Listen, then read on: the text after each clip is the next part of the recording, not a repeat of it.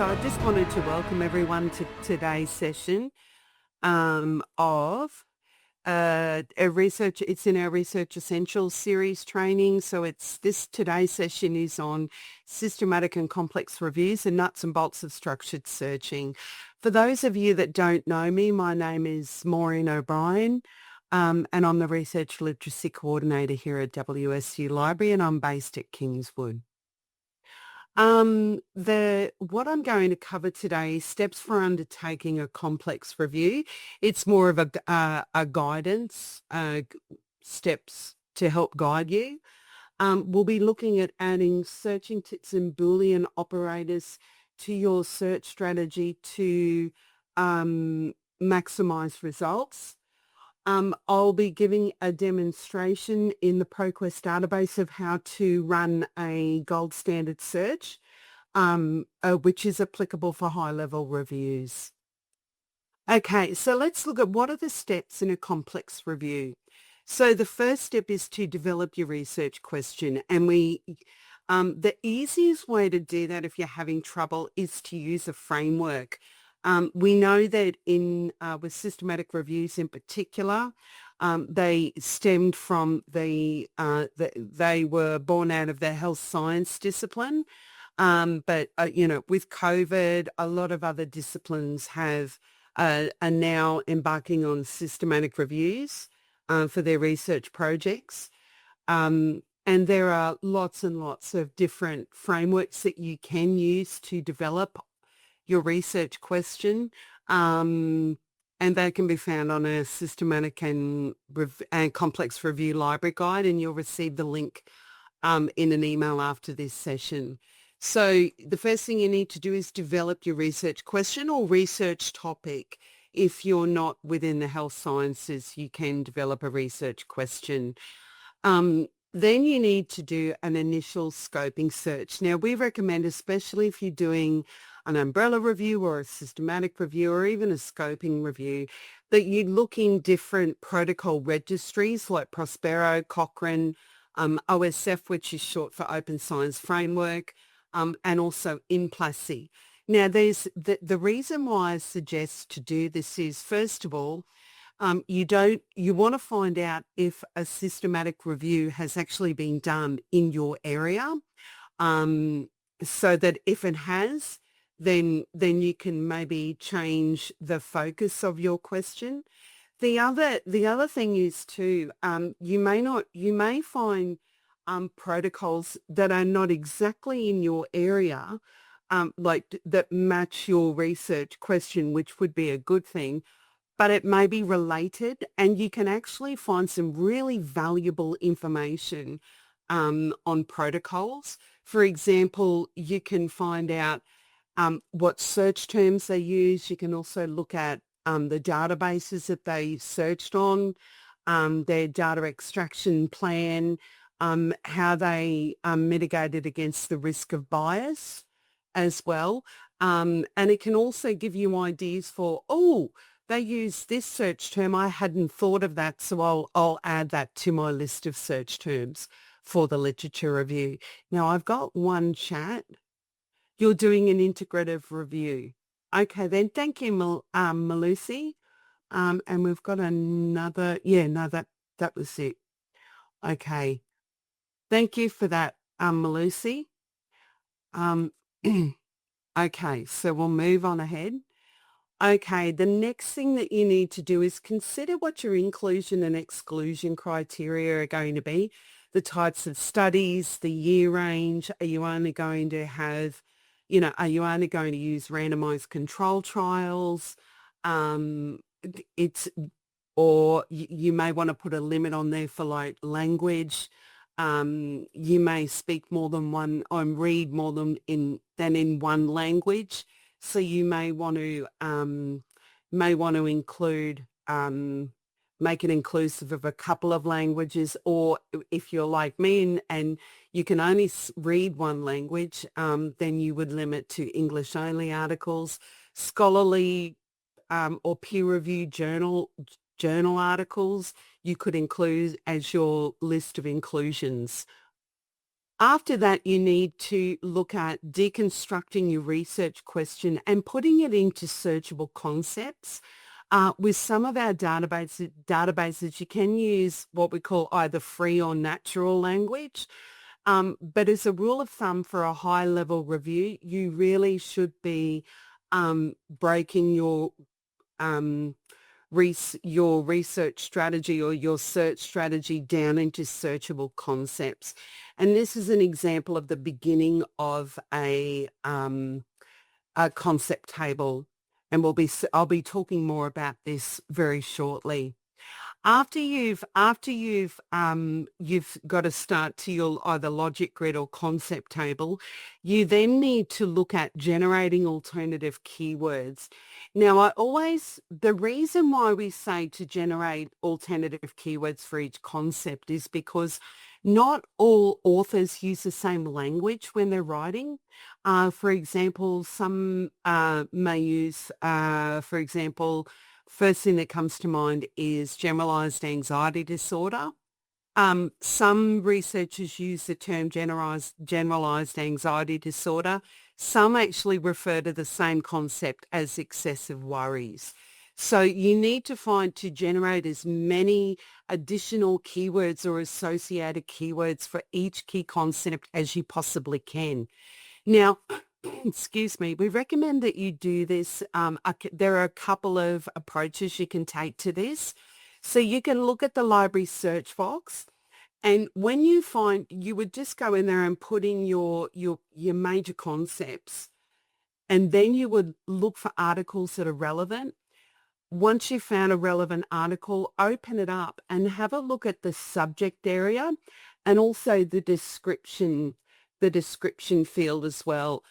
Sometimes it can be called description, sometimes about, sometimes it can be called abstract, or sometimes you can get it like in this one here, you can get a description and the contents. So you can look into these different fields um, to ascertain, have I found all of the associated synonyms that I can find? Alternatively, or in addition to library search box, you can use thesaurus from a subject specific database. Now, I'm actually going to be showing you how to search for that. How to use a thesaurus when I get to the demonstration part of the presentation. Now, for those of you that aren't familiar with the library search box, I'm just going to end the show and I'm going to go back to the WSU library. Now, this is the homepage on the WSU library and the search box is above here.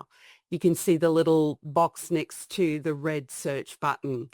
Now, just I suppose as a bit of a tip or a trick, with this database, we suggest that you go here first after after you've looked at the different protocol registries, because this particular discovery platform will look across all of our databases I think there's, with the exception of 5 databases, and I believe they're law databases, and this is because of the vendor licensing agreements. But this is a really excellent discovery platform for you to use to find articles that are in our collection. At this point, I usually have people say, well, can't I just do my complex searching across this database if it searches all of them? The answer is no, you can't, because first of all, you need to, for high-level reviews, it's best if you use a thesaurus as part of your search strategy. And this doesn't really have a thesaurus that you can look for, that you can search in, as well as different database. The terms in the subject thesauri are different for each database based on the content within the databases. So this is a good general platform just to get the lay of the land with the literature that you're wanting to find. And it's also a really good starting point. And the tip that I would like to give with this database platform is no more than 3 concepts at a time. The simpler the search, the better the results will be. So if I put in here artificial intelligence and ethics and business, which are my 3 major concepts for today, click on search and then go down to to find governance for, yeah, here we go. Well, here's a book. Hopefully this will, I'm just demonstrating. But as you can see here, here's the subjects field, and here are the subject headings. These are all clickable links. Think of them as subject headings like tagging, how we tag things on a website.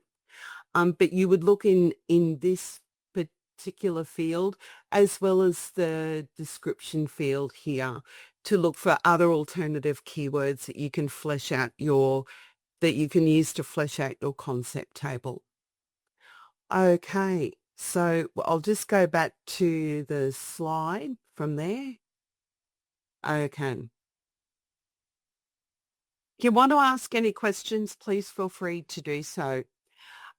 Once you've done that, you then choose your databases. We recommend that you use discipline-specific databases, um, uh, and you also use one of our 2 indexing databases. So Web of Science or Scopus are our 2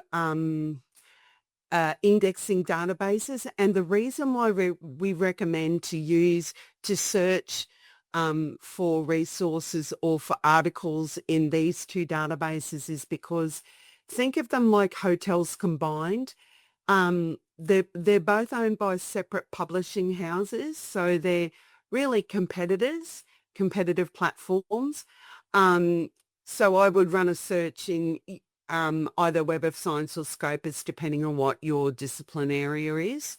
And think of each database as hotels combined. So they drag in a lot of the metadata about articles and they index them all in one database. And if you find an article in there that in either Scopus or Web of Science that interests you, and you click on the title, it will actually link you out to where the article is on another database. So within Web of Science and Scopus, it has information about journal articles, but they don't actually house PDFs, like database platforms like ProQuest and EBSCO databases and all of our other databases. So there are 2 indexing databases that don't house PDFs. After that, you then need to do some testing of your search strategy and finalize the refining of your search strategy. Then you need to look at translating your search across multiple database platforms. Now, we have a tool here. If you click on that, it will actually open up to a translational tool that I've developed that's WSU specific, and it will tell you all of the different searching tip symbols that are used for each of our major database platforms. So it's not on a specific database. It's done at a platform level. Then you need to, after you've run your search across all your chosen databases, then you need to export all search results either into EndNote, Mendeley, or Zotero, whichever your preference is for a reference management system, and or you can directly export from most databases directly into Covidence, and Covidence will actually deduplicate the results for you and record the results and add it to the Prisma flowchart that's embedded in the tool. If you choose to export all results into a reference management system like EndNote or Zotero, you will need to use the deduplication tool within that program. Once you've duplicated the results and added the results to the Prisma flowchart, you can at that stage choose to, once you've deduplicated, you can then export all the references into Covidence if you hadn't done so beforehand, and then start the screening process. The first screening number 1 is done at a title and abstract level.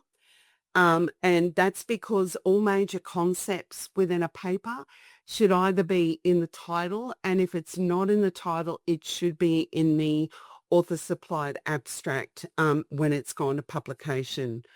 Then you need to look to do screening number 2, and that's done at a full text level. Now, I've put in this last box here to say, look, these are the steps that we recommend, but they're not linear. It's the actual process when you're doing it. It's a little bit more fluid than that. You kind of go in and out of different steps. But this is a general guide, and some people even use the steps here as a bit of a checklist to make sure that they've gone through all the steps they need to before they start analysing articles. Now let's get down to the nuts and bolts of searching. So my research question for today is, what are the ethical considerations for corporate business when implementing generative AI in the workplace? Now, the framework that I'm using to deconstruct and that I also used to develop my research question was the CEPI, which the C stands for challenge, E for entity, and I is for phenomena of interest. So once I've used the framework and I've deconstructed what the major concepts in my research question are, I've actually put them into a table. You don't have to use the table to visualize your information. You can use Venn diagrams, thought bubbles, flow charts, whatever works for you is good, as long as you stick to what we call the 2 golden rules for searching, and I'll go through that shortly. Our 2 golden rules for searching are that and separates concepts and or separates synonyms. So as you can see, we've got 3 concepts here that are all separated by and we've got each of my associated synonyms that I use library search to generate my associated synonyms. The synonyms are separated by or. Now, as you can see, the reason why we've got our 2 golden rules of searching is because this is a picture of an advanced search screen in one of our databases. And each field you have, like for here it'd be concept 1, concept 2, and then in the third field you put concept 3 in, and they're all separated by and that's the default setting for separating fields in a database. So that's if you put your information into a format that is in congruence with the algorithm that sits behind a database, it will actually set you up for success when you're searching. Okay, so let's now look at optimizing our search strategy with searching tips. So our 3 Boolean operators are and, or, and not. As I said, and separates different concepts. It narrows your search results because it finds records with both keywords. So if I put into a database AI and business, that will return to me articles that have both concepts in there in the results. If it only has business in the set of results and not AI or artificial intelligence, that won't return the results in my search strategy. Looking at the or operator connects similar or related concepts or synonyms. It broadens your search by and increases your results because the database will find records with either of the keywords that you've listed. So for example, if I put in business or corporation, the results that are returned to me will either have business or corporation or both. So that's why it expands our set of results. The not operator is quite an interesting one because it will actually narrow your search results, keeping out unwanted results from your list of results that you get from your database search. Now, for systematic reviews, the general rule of thumb is, and this is based on from what researchers have told me after they've submitted for publication, they've used the not operator to get rid of certain terms. For example, if I put in corporate, not government, that will tell the database only look for articles that have corporate in there, but not government corporations.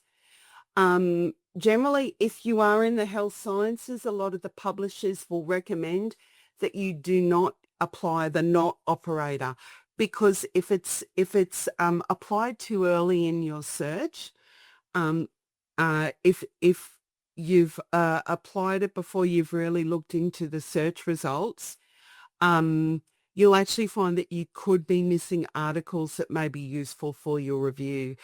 So as a general rule of thumb, especially if you're going to publish and a systematic review, you want to publish a sys review, try not to use the not operator because it may exclude certain like results that may be relevant to you.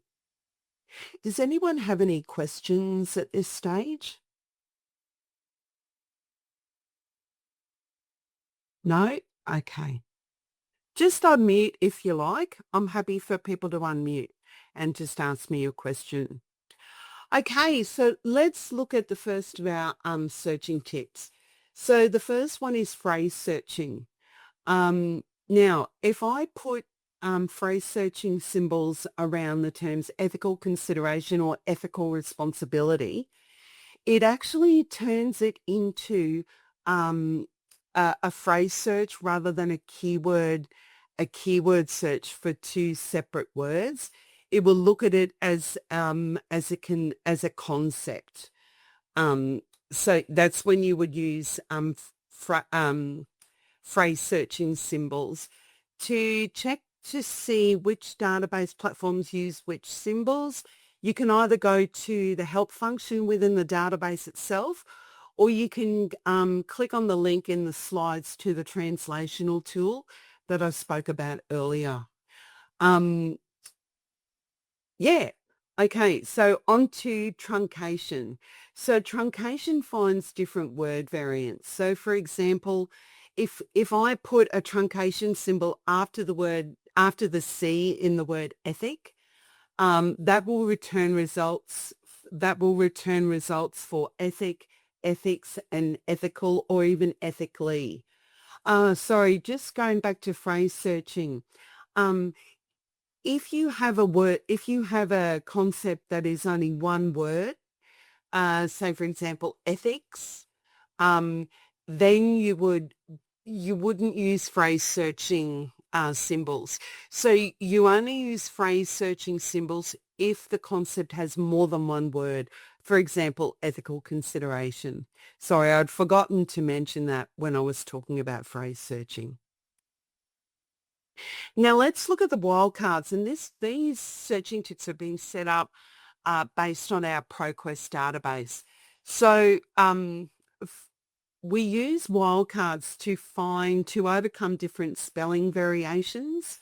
So for example, if I used a question mark in the word woman, and put the A where the E or the A would go, put the question mark where the E or the A would go in the word, that will to tell the database to return results containing either the singular or the plural Alternatively, you can also use it for where a hyphen goes, or if there's different spelling variations in a word, like with the word generalized can be spelt with an S or a Z. So you would put the wildcard at the point of difference in the word, and that will tell the database to look for American and or English spelling as well. Now, the last one that we come to is the proximity operator or the proximity searching operator. For ProQuest, it's near/1, /1. Now, the near operator or the proximity operator will, if I put in private or free n/1 enterprise, that's exactly the same as putting in private enterprise or free enterprise. Think of it like, for those of us that are old enough to remember, but think of it like database searching shorthand. So it's just a way of expressing the same thing, but just doing it in shorthand when you're using the proximity feature in the database. So let's look at now putting it all together, and then we'll get into the search part, which is the fun part for everyone. I'll just check and see. No, we've got no questions. So let's look at putting all of this together. So this is what my concept table looked like without the searching tips added. After adding all my searching tips, this is what it now looks like. So as you can see here, for ethical consideration, I've used phrase searching and truncation. The same with business ethics. With ethics, I've used the truncation symbol. Here is my proximity searching as well as phrase searching. Truncation is up here for business. Corporate business is phrase searching and truncation. We've got proximity searching here. We've got phrase searching with also with a truncation symbol. And here for artificial intelligence, I've used phrase searching symbols. Now, does anyone want to ask a question before I get into the demonstration side?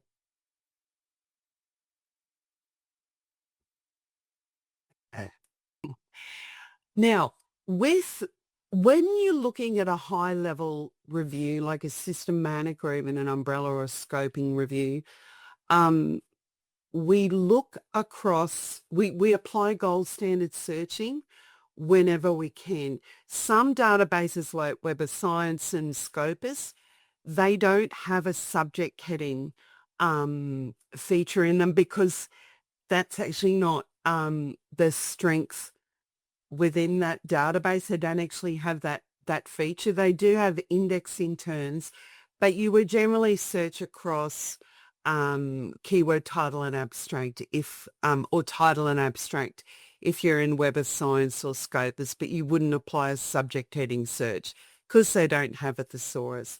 And if a database doesn't have a thesaurus, then you can't be expected to do a gold standard search in that database. However, for the database that I'm looking at today, it does have a thesaurus inbuilt into the database. And for gold standard searching, we combine a subject heading across title and abstract, and then we combine it with a subject heading search.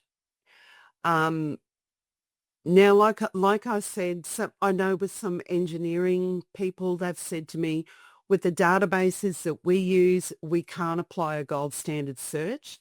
And that is perfectly okay.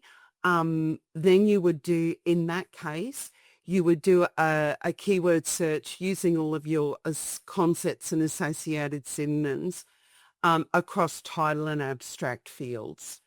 And that's perfectly okay. It is still high level searching. It's just that the approach is different because because not every database has an inbuilt as subject heading or thesaurus feature. Okay, so now, before I go, we go on to the demonstration. If your first port of call for assistance with systematic reviews or any sort of library related questions, one of these 8 school librarians. Each school librarian looks after in their portfolio like at least one school, and they all have at least one research institute that they support. So I'm going to keep this screen up here for a little bit, just for a couple of moments, just so that you can identify who your school librarian is, and contact them if you need further support. Okay, so let's go to the library home site. We're going to jump straight into ProQuest. ABI Global is the database that we're going to, but I'm actually going to go to the ProQuest platform. Um, and what I do is I go to Collections, e-resources, and then I click on P for ProQuest. If you're unsure which database to use, go to our subject guides, maybe put in all of our subject guides here are organised according to school. Now, for today's session, it's part of the business library guide, and then I'd go down to management because that's the most suited guide for what I'm doing, the search I'm doing today. And it will actually have a list here of the different relevant article databases that you can choose from. So if you're not sure what you should use, which database, just go to the relevant library guide and it'll have a list of them there for you. So today we're going to go through to what I might do is go back to library. I'll go into e-resources. I'll click on ProQuest. And then I'll just do a find because they're all in alphabetical order. I'll just go and jump into ProQuest Central because I want to do this just to show you something. I'm going to dismiss my last session. Sorry, I was practicing before I got online today. So when I was took ProQuest Central is actually our ProQuest platform, and off that platform drops individual databases, right? So to choose your database, just click on the little hamburger and click on Change Databases.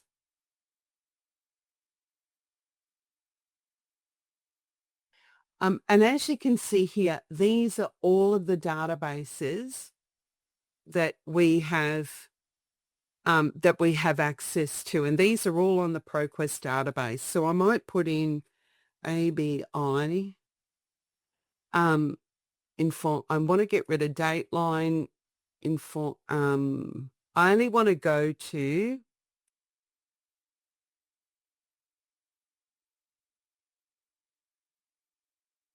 oh my goodness me. Oh no, wait a minute. Oops.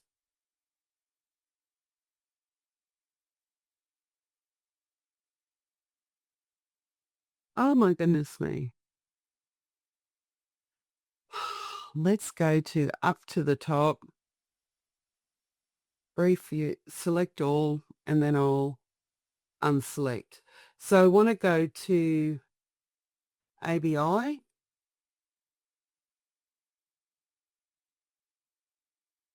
ABI. I just want to go to ABI Inform Global. That's the database that I want to go to. Then I go down the bottom and I see these are all the databases we've got access to. So it's quite a lot of them. And then click on Use Selected Databases. And I'm in here, as you can see, I've changed now and I'm in the ABI Inform Global. Now, I'm just going to show you a document that I'm sorry, Farida, can I change from online to in person? Absolutely, Farida. If you want to, yes. Yes, you can. What I might do, Farida, F-I-T-R-I-A-N-A. I might go in and actually, if you like, Farida, I'll go in and after this session, cancel your registration for the online and then going for in-person. Please keep in mind there's only 20 places available in person because of the size. We're limited with capacity. So yeah, hopefully there were 9 places left physically in the room when I last checked this morning. But please go ahead and change if you like. But I'll actually cancel your registration for the online if you like. Just let me know in the chat if you don't want me to. Yeah, thank you so much, Maureen. Please cancel my registration for the online mode, and can I change? I mean, re-registrate myself with in-person mode. Yes, please go and Okay, register in cool. person. Yeah, Yeah, if you could thank you so click much. Oh, no, you're very welcome. I'll go ahead and do that after this session. So if you receive an email from Library Calendar saying that it's been cancelled, it's because I've cancelled it on your behalf. Okay, thank you so much, Maureen. Thank you. Oh, you're welcome. So if you could just to click on the in-person and register from there. Okay. Thank you for that. That was a great question. Because we're getting an extra person for the training. That's wonderful. Okay, so the first thing I'm going to do is I'm working from this particular document here. So I've gone through my concept table and I've actually put all of my search terms into a Word document. So I'm working off this document if anyone is wondering. So I'll just put that over on the other side. And click on that. Okay, excellent. First thing that I usually do is I'm going to look at the thesaurus. So you can do this one of two ways. You can build a search through the thesaurus, run the search, then come back and do a keyword search across title and abstract fields, and then you combine them. Or you can do it this way, but it's kind of a shortcut for this particular platform.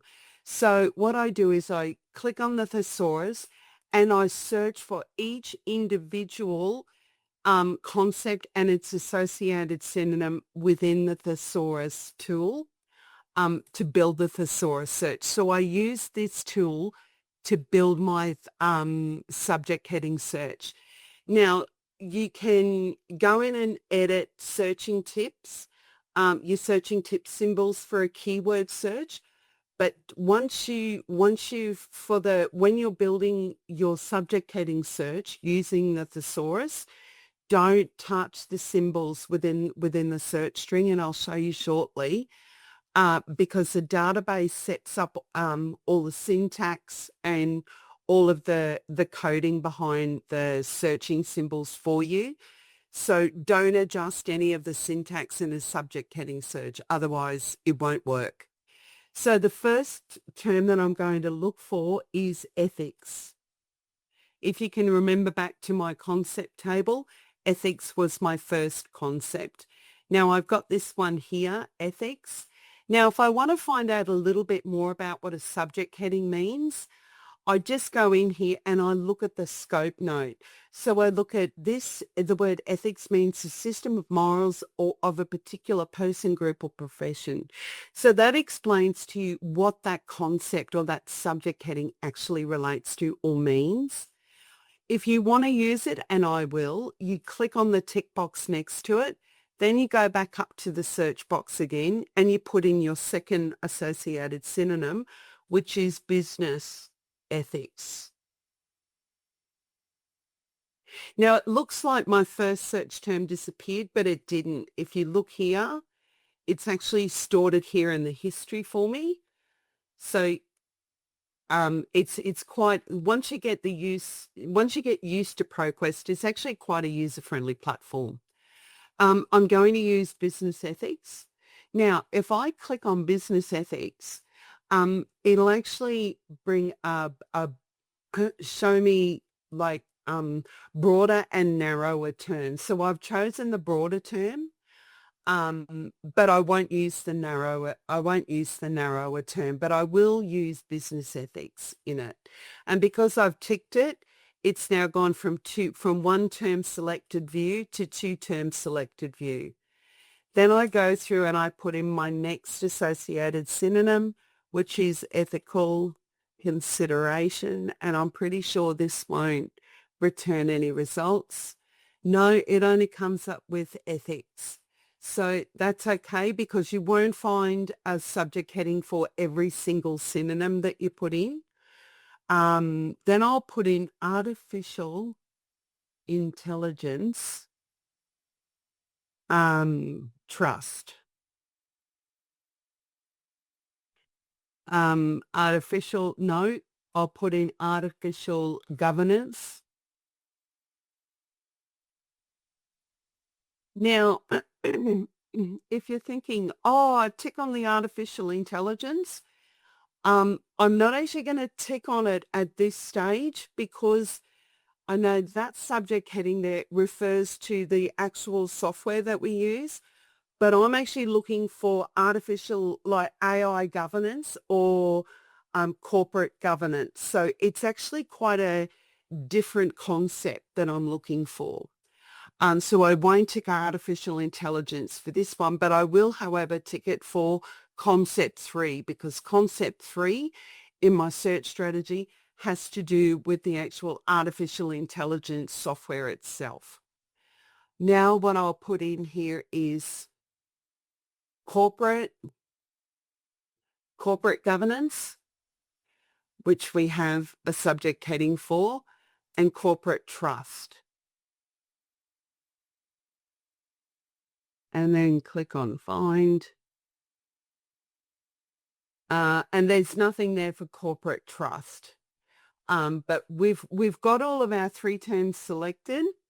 And then I go in here, make sure that the default is set to all. Now remember, this is the default, but it's in keeping with our 2 golden rules because we're only looking at the moment at one concept, but looking at all the associated synonyms. We need to join them with or to be in congruence with our 2 golden rules for searching. So then I click on add to search. So see here, it's already put the syntax and all the coding in it there. We leave it as that. We don't touch it. But we go to I'm now going to run simultaneously a keyword search across title and abstract. So here's my subject heading search, and I'm going to put in here my keywords for concept 1.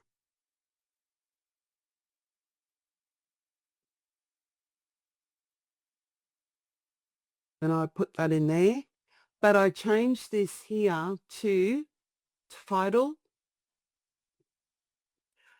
paste this in here, and I search for abstract. So as you can see here, I'm doing a subject heading search and combining it with a keyword search across title and abstract. Once I've done that and I've double checked, yes, all of my searching tips are correct, I'm ready to go, I then run the search. And I've ended up with 314, over nearly 400 results.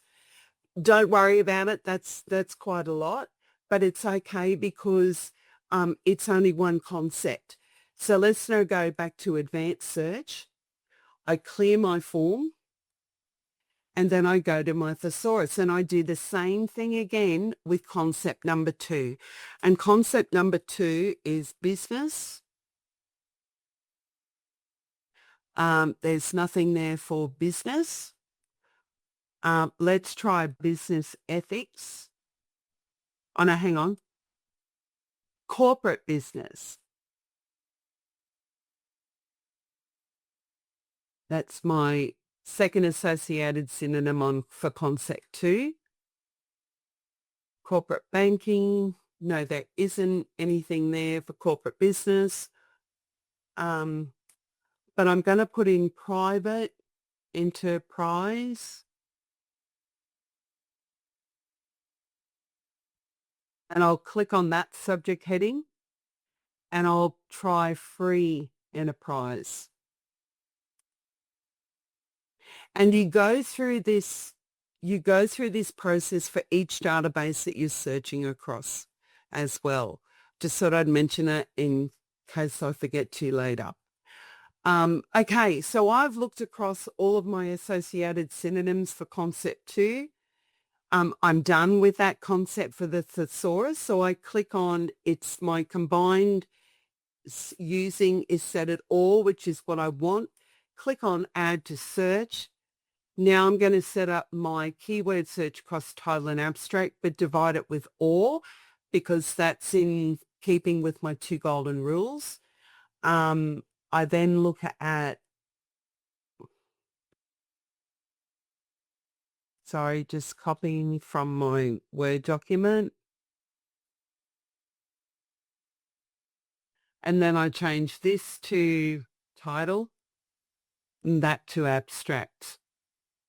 Right? So everything's right. There's my subject heading, my keyword search across title and abstract, all divided by or. I'm good to go. So I click on search. Now let's move on to the last concept, which is, we'll go back to advanced search, clear your form. If you don't clear your form, it'll actually add a new field on to the existing one. So make sure with this database that you always clear the form.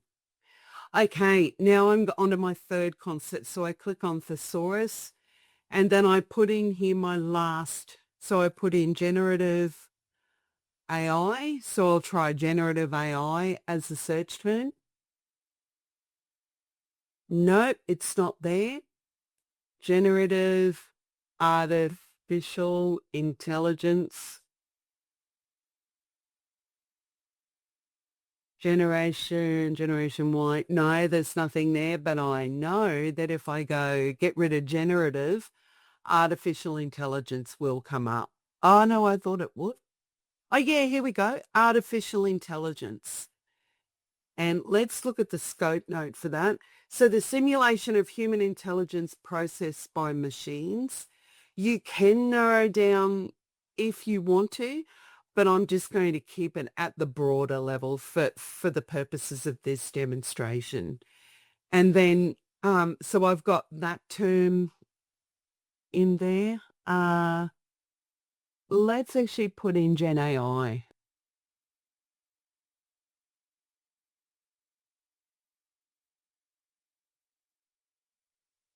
Ah, it's not there. So out of all searching for all associated synonyms, I've come up with one relevant subject heading. Click on add to search. Now we know that artificial intelligence is slightly different to generative AI. So they're similar, but they're not exactly the same. But so my subject heading here won't pick up on generative AI, but if I add my keyword search across title and abstract, for and use generative AI because I've got generative AI in my search terms, it will pick up on anything generative AI and artificial intelligence itself. So it'll pick up on both with this combined search. Then I add that, click on title, abstract. So everything's right there, almost all of my searching tips, they're all correct. Yeah, I've got my subject heading search, then I click on search. And we are almost done. Right, so I've done that search. Now I need to combine them all. So let's go to my recent searches, which is up here. And as you can see, this is my search history.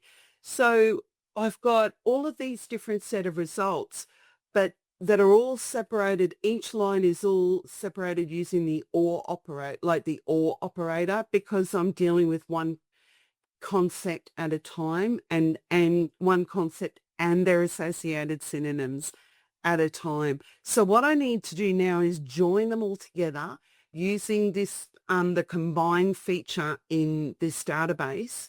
So I select all of them, and then I join them all together using the AND operator, because that's in keeping with my two golden rules of searching, with all separating synonyms, and connecting um,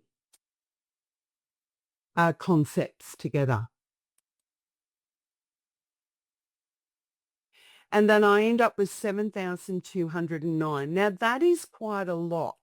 So what I would recommend, especially if you're looking at AI sort of thing, uh, because the technology and the literature is moving, is that space is quite fluid, and it's constantly changing. I would, if I was doing research in this area, I would want to narrow my search results by looking at the most cutting edge research that I can find. Um, and to do that, I would just click on um, public, click on publication date, edit date range, and I would do it to today from, let's say, the year 2023, um, 01, 01. So the 1st of January 2023, so in the last 3 years. And then I click on update.